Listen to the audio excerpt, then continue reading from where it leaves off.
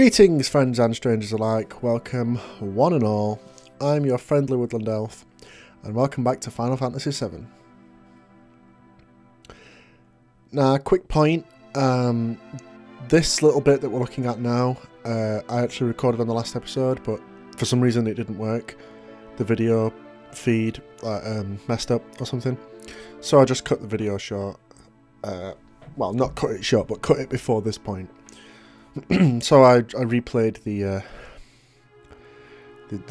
scene and the boss fight to get to this because I didn't want to skip out this bit of dialogue. So everyone, listen to me. I'm Cloud, ex-soldier, born in Nibelheim.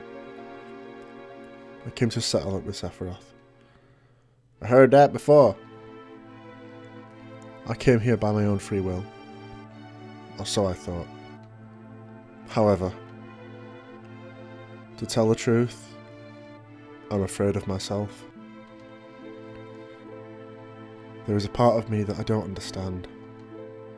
That part that made me give the black materia to Sephiroth. If you hadn't stopped me, the risk might have been. There's something inside of me. A person who is not really me. That's why I should quit this journey before I do something terrible.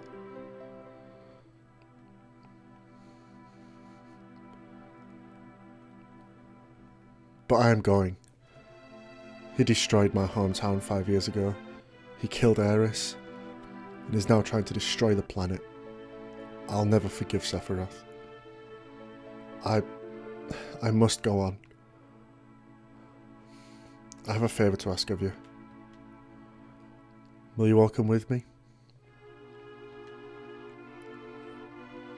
To save me from doing something terrible. I don't know, man. I don't know how Aeris tried to save the planet from Meteor. And I guess now we'll never know.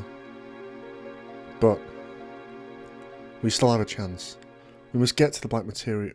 We must get that black materia back before Sephiroth uses it. Let's go.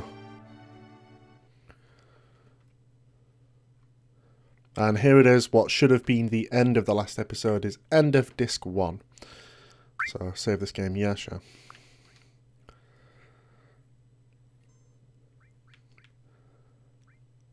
That one. There's actually... Sorry about that, it's a cough. There's actually, at the end of each disc, there is... I mean, we don't see it because it's the PC version, but on the PlayStation 1 version, this transition is not... It's not just that straight transition. There's like a screen will pop up saying, please insert disc 2, or disc 3, whatever. Sorry, it's a cough again. And you'll get sort of a splash screen of one...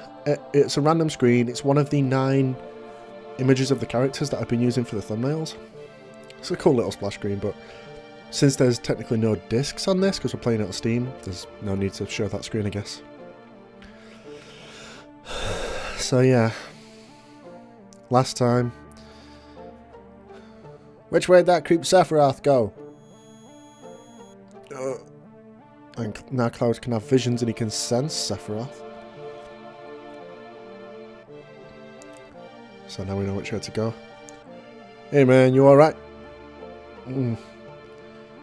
Sephiroth said to me, head north, past the snowfields. Yeah, that's where I go. Keep going north. Yeah, so last time we followed Aeris into the Forgotten City. Man, I keep having to cough. And we caught up to her, only for Sephiroth to show up and kill her. Aeris is gone. That's it. What more is there to say? Yeah, that scene is so famous in this game. Like, there's actually been people who have cried at that point in the game. And I'm not saying you're a wimp for crying at a game. I mean, I myself just not happen to cry at games or films or stuff like that. Yeah, such a big moment. And you know what? it sounds a little weird, but I'm actually excited to see that scene in the PS4 remake. Because it's going to look so good, I think. Everything about that scene was just, oh, amazing. Like the way that the music, Aeris' theme, kicked in as soon as I saw that materia fall. Oh. And then the battle. Oh, the boss battle with Genova. Yeah, that was actually Genova, by the way. It was a second stage of Genova called Genova Life, I think. I think the first one was called Genova Birth. This is Genova Life. I really like how the battle took place without changing the music up. It kept Aeris' theme going. So there's just like really somber mood. You've got to deal with what you've just seen. You know, it's a great scene, really is.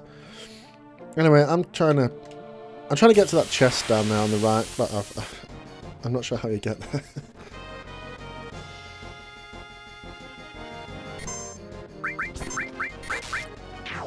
Man, batter up that chainsaw. So good. Alright, back. Yeah, I don't know how to get to that chest down. If you start jumping on this, you jump all the way up. Damn it, stop. Oh yeah, I should point out.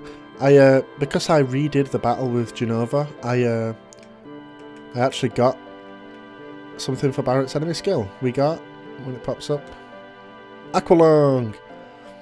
Yep, that is why you want the water ring on one of your characters. I'm actually going to take that off now. Give him the power wrist back. Yeah, that's why you want the water ring on you, because Genova casts Aqualung at you.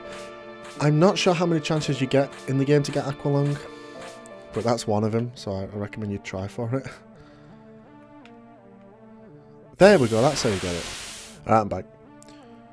Yeah, the battle I actually recorded in the last episode of Genova never actually used Aqualung, which is kind of weird because it likes to use it. And this time around, when I recorded it off screen, it used it like first turn. Anyway, here's a new weapon for Cid, the Viper Halberd. Double growth, but it's only got 4 slots, and it's less power than the Dragoon Lance. Pretty much that Dragoon Lance is going to last you a long time into the game. I think it's because I'm not sure if the game expects you to go to Wutai right away, or wait a little. I'm not sure, but that's where you get it, and it's just so much better than any other weapon you're going to get for Cid. Until way later in the game. Really weird. Anyway, let's carry on here. We're done climbing up that big spike shell. Right, here's a stupid random battle's getting in my way. Anyway, yeah, here is what I think is... This is the other side of the cliff, like when we were on the world map. The Forgotten City was sort of in the middle of a ravine. I think this is the side of it. I'm not too sure. Up, yeah. You just kind of have to shimmy your way up, like Sam Fisher style. Bolt armlet. That, I think, is pretty self-explanatory. It's a... Yeah, it's pretty much exactly the same as the Aurora armlet we just got, but it drains lightning instead of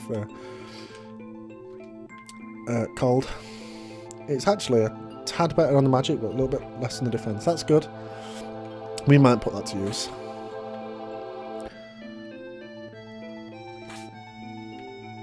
So yeah, that last scene in that last episode, man, that is the big scene, pretty much.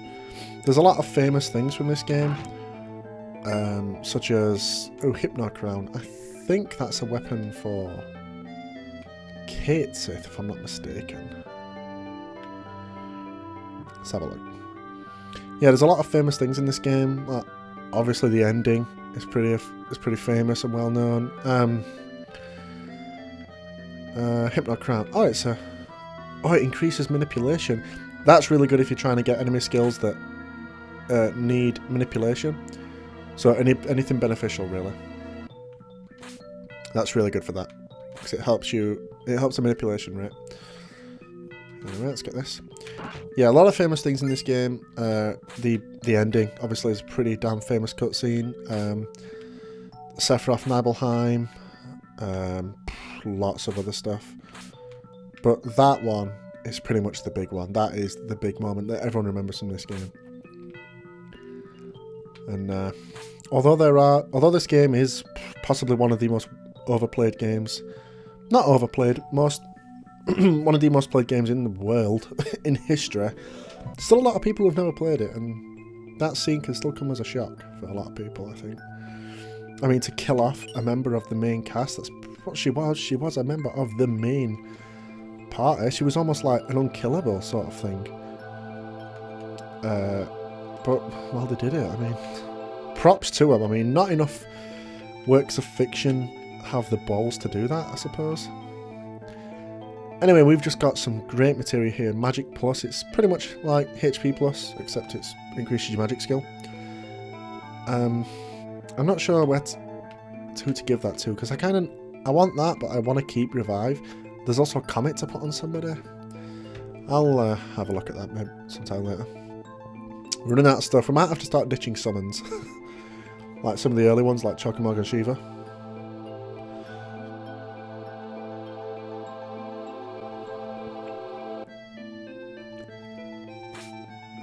Yep, and up we go. So yeah, props to this game for having the balls to kill off a main character. Because not many things do that. I mean, a lot of TV shows that nowadays do that, like Game of Thrones and Walking Dead. And I love those shows, by the way. Anyway, what we got in here? More stuff. A power source. Alright, I'm back. Stupid enemies that cast mini on you and then, like, eat you up. Anyway, yeah. Well, here we are back on the overworld again, out of the cave. We're now in the most northern, well, not the most northern part, but we're in Snowy Land. So brand new enemies, brand new terrain. But yeah, you'll notice in the last episode with the scene with Eris and Sephiroth, I'm almost afraid to say it. No, that's not true. You'll notice that Genova was there. And you'll notice that everywhere we see Sephiroth, Genova's there. Like, that's twice now. We've sort of cornered Sephiroth, I suppose, and then Genova's here, and Sephiroth's got away. And yeah, we were told that Sephiroth had broken Genova out of the Shinra building and was carrying it with him, I suppose. But it's just we never see it. Like, where was it in the Temple of the Ancients? Where was it then? Oh, nice HP plus leveled up. That means Barret is going to have some beefy HP. Yeah, look at that HP. He's got so much more than anyone else because that HP plus. Yeah, 30% more HP. If we take that off, yeah, he's way back down. Give it him back. Yeah, we're going to learn more about Genova and Sephiroth later in the game.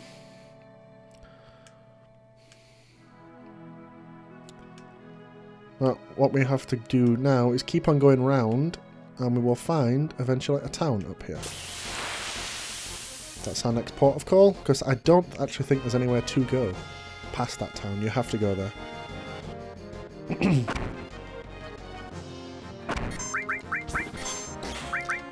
So I guess I'll talk about the fact that why we're 36 episodes in now and we're only at the end of disc 1. Well, I just got to disc 2. That's actually very misleading. There are 3 discs to this game, but they're not all equal in length, I suppose. Disc 1 is actually... I'd actually say that disc 1 is longer than both disc 2 and 3 combined. I'd probably say that we're past the halfway point in the game, even though we've only just got off disc 1, if you know what I mean. Disc 1's a very long disc. It's got a lot of plot elements and a lot of gameplay. It's very linear, disc 1. Disc 2 is shorter than disc 1, but it's still got a decent length, I suppose. And it's much more open world, I suppose. We're not really forced to go to each location in sequence. Once we get sort of past this place and the events after, we're kind of free to go wherever we want, almost, I suppose. And then disc 3, the last disc, is literally like last 2, like Disc 3 is almost literally the last dungeon and the last boss in the ending, pretty much. There's not much on Disc 3. So don't be put off by the fact that we're 36 episodes in and we're only off Disc 1. We're actually past the halfway point. Anyway, we're in this place now called Weapon Store. What's this place called? Icicle Inn. Icicle Inn? Yeah, we're in Icicle Inn, that place. Anyway, we're coming to the weapon store and the old man's sleeping and his little girl wakes him up. Oh, welcome. Glad you came. Anyway, this is the next level of weapons for everyone. So, do I actually want the master axe? See, look at that.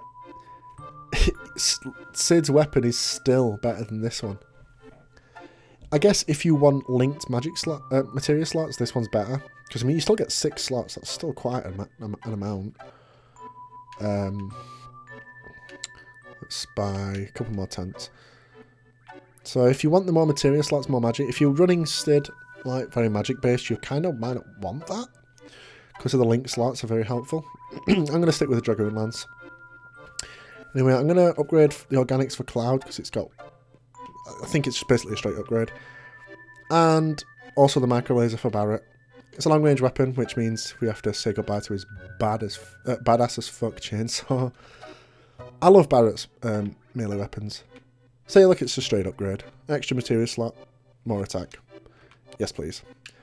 And that actually give us reason to put something on. You can have the Magic Plus, since he's our mage. Yeah, I love all of Barrett's melee weapons, because they're all so ridiculous.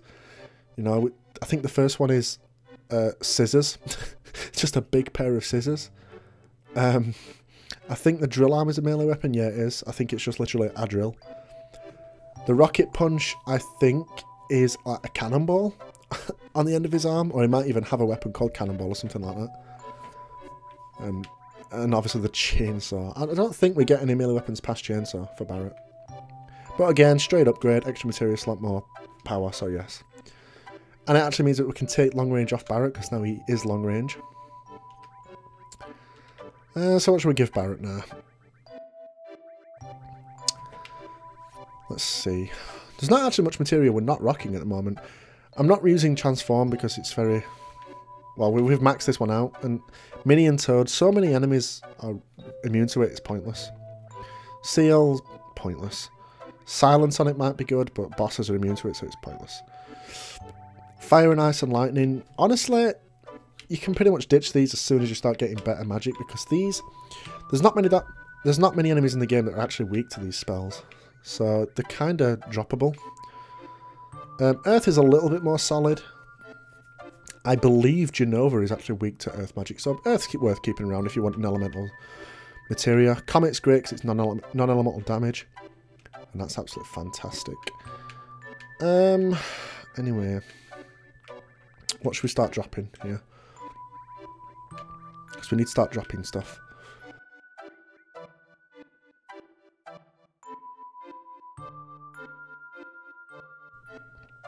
Oh man, I had a coughing fit there. I actually think we're going to take that HP plus off and put it over here. I actually think maybe I want to put long range on someone else, because that'll be really useful for them. Who should we put? Who should we put it on?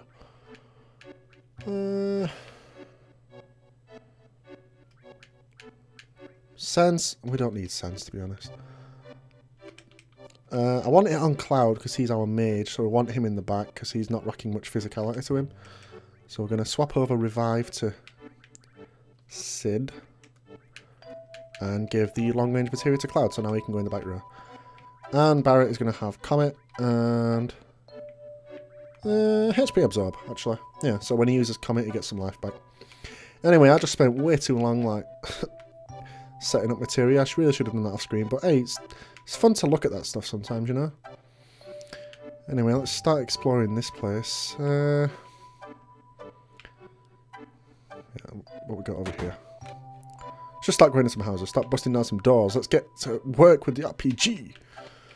Yo, my boy got hurt right about the time we moved here. I should have never got him that snowboard. Oh, snowboard, sweet. Oh, there it is. Oh, there's a cat! Meow, meow, meow, meow, meow, meow, meow, meow. Oh, the little boy's sad. I want the snowboard. Can I have the snowboard? Damn it. Oh man, the little boy's not going to talk to us. Let's go somewhere else. Is that dog peeing? Muff off. I don't know what I expected. Let's go in this place. Start exploring the town. Oh. Oh, this is interesting. It's like some laboratory. Is that a book on the table? I want to read it. Read book. Read. Fine. Let's check this place out. Oh, there's an item. Turbo ether. Nice. Yeah, this place is very weird. It's like a lab, but there's a tree here growing in the building.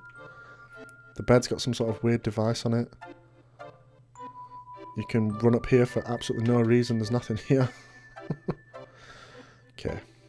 And if you come over here, there's actually videos taped on here because there's a camera. And so let's watch, I guess. The original Crisis.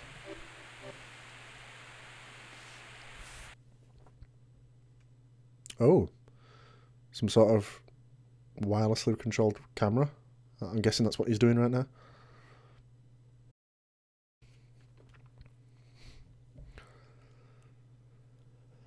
Who are these two people? Camera's ready. Then, Ifalna, please tell us about the Cetra. 2,000 years ago, our ancestors, the Cetra, heard the cries of the planet. The first ones to discover the planet's wound were the Cetra at the Knowles Pole. Tell us, Ifalna, where is the land called Knowles Pole? Knowles Pole refers to this area. The Cetra then began a planet reading. What exactly does a planet reading entail? I can't explain it very well, but it's like having a conversation with the planet.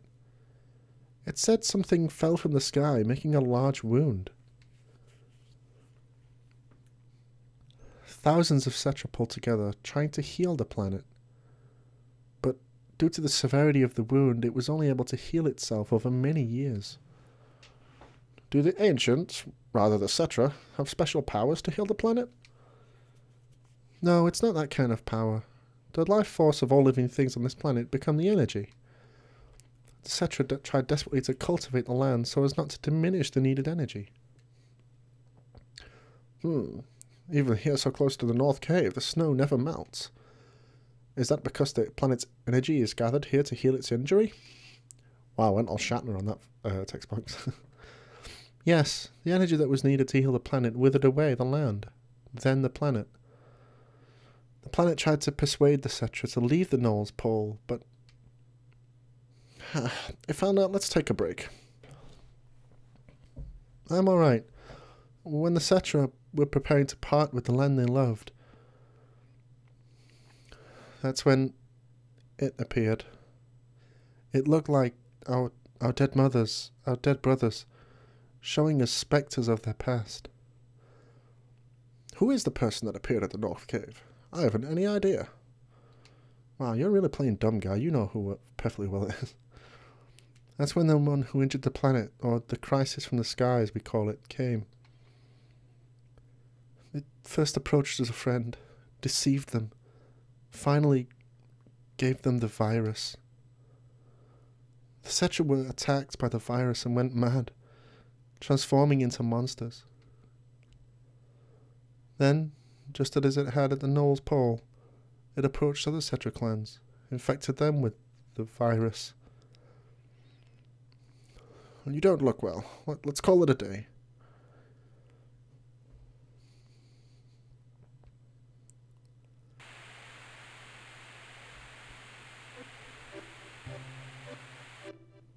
Oh, what's that then? That was... Well... Okay, I'm not sure if it actually tells you who they are or not.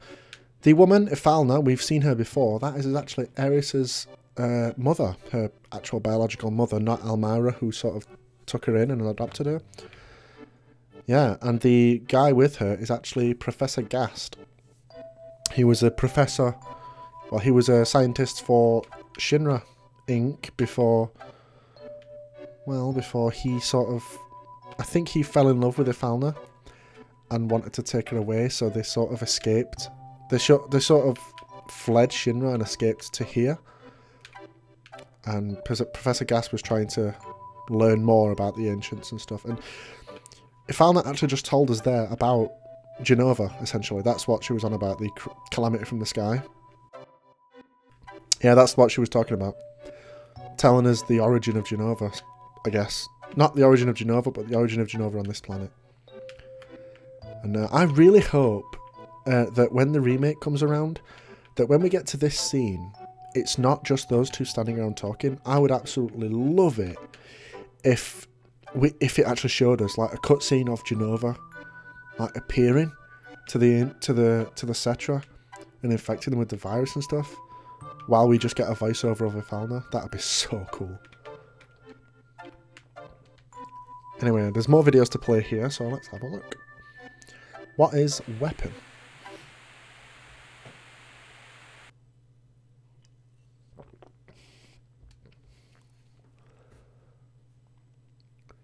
Ifalna, can you comment on a thing called weapon? Yes, Professor.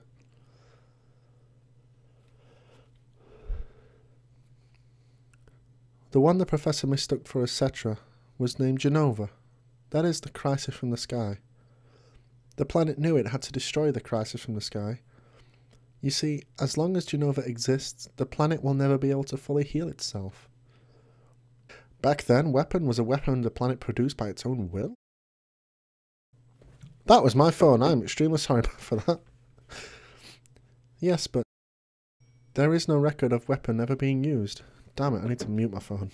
There we go. Sorry about that. So unprofessional. A small number of the surviving Cetra defeated Genova and confined it. The planet produced weapon, but it was no longer necessary to use it. So, weapon no longer exists on this planet? Weapon cannot vanish. It remains asleep somewhere on the planet. Even though Genova is confined, it could come back to life at some time. The planet has not yet fully healed itself. It's keeping a watch on Genova. Where is weapon? I don't know. I can't hear the voice of the planet well.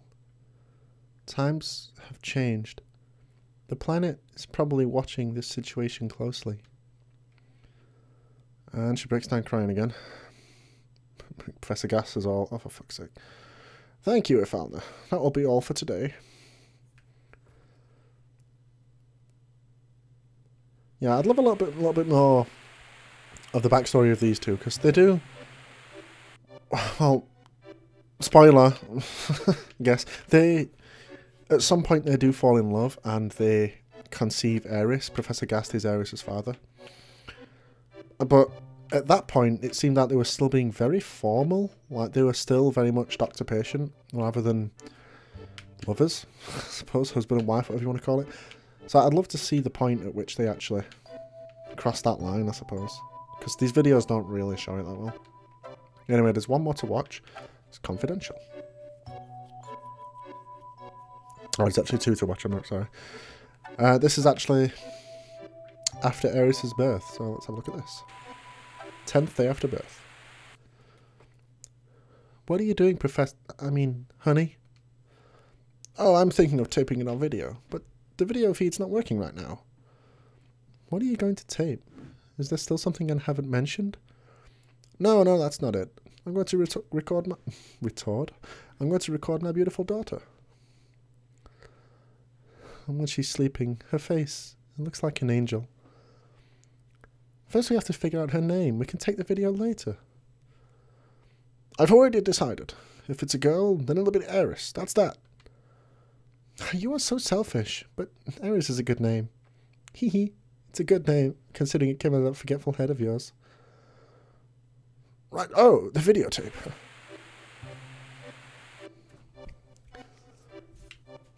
Yep, video 2. Just a nice little tidbit. Nice little bit of backstory. Oh, the feed's working on this one. Goody. Video again? You just got through taping. Please don't say it that way. It's our lovely daughter, both yours and mine. Don't you want to capture her childhood on videotape? If you keep doting on her like that, she won't grow up to be strong. Eris is different from the other children. I wonder what dangers await her. Oh man, the foreshadowing. The foreshadowing. Never say that. I'll protect you and Eris no matter what. You and Eris are my only treasures. I'll never let you go. I feel so much better now, darling. If I hadn't met you, Ah, touching moment. Oh, things about to get... Oh, hang on. Who was that? I was just about to fuck my wife. I mean, whoa, damn. How dare they intrude on our private time together?